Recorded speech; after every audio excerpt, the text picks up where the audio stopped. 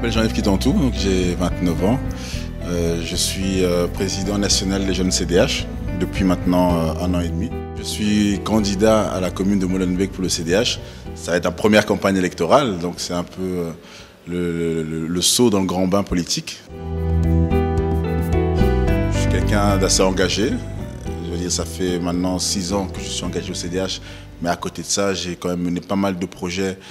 Notamment quand j'étais étudiant, j'ai été dans le conseil, dans l'Assemblée générale des étudiants de Louvain-la-Neuve. Je suis également au conseil de la jeunesse. Et à côté de ça, je suis aussi très impliqué dans le monde associatif. C'est-à-dire j'ai créé une ASBL qui travaille sur tout ce qui est promotion de la culture et du sport auprès des jeunes. Et à côté de ça, j'ai participé à pas mal de projets, dont les États généraux de la jeunesse africaine et j'en passe. Étant donné que c'est les élections communales, donc moi je trouve que c'est le meilleur moment pour un jeune de pouvoir commencer.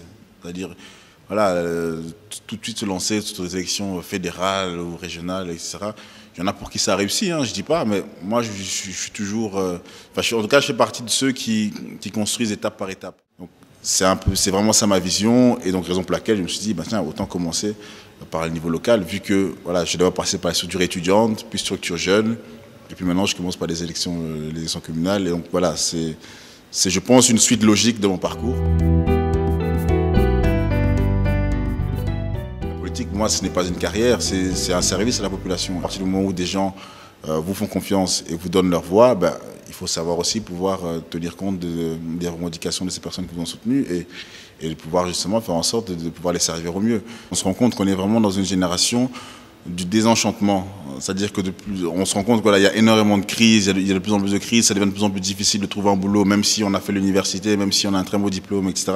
Ça devient de plus en plus difficile et les crises sont multiples.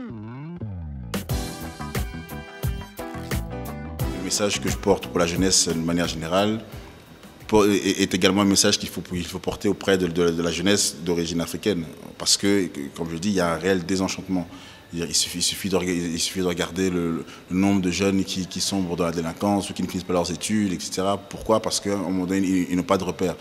Donc, si certains de ces jeunes peuvent se reconnaître dans mon parcours, parce que voilà, j'ai aussi un parcours qui n'a pas été facile tous les jours, mais je me suis battu pour arriver où je suis et je continuerai à me battre pour arriver au bout de mes projets. Donc, au-delà du fait que moi, je n'ai pas envie qu'on me considère moi comme un exemple, mais j'ai plutôt envie que mon parcours puisse inspirer, qu'on puisse se dire, voilà, c'est pas parce que je suis black que je peux pas être président de jeunesse politique, par exemple. On a un peu l'impression dans quel monde on va. Et donc, moi, je pense que les solutions pour construire le monde de demain peuvent venir de la jeunesse. Et donc, raison pour laquelle, moi, je dis toujours aux gens qui m'entourent qu'il faut oser, qu'il faut à un moment donné se dire, voilà, j'ai envie de faire ça de ma vie, je le fais. Et il ne faut pas avoir peur de rêver, parce que rien n'est impossible à ceux qui croient.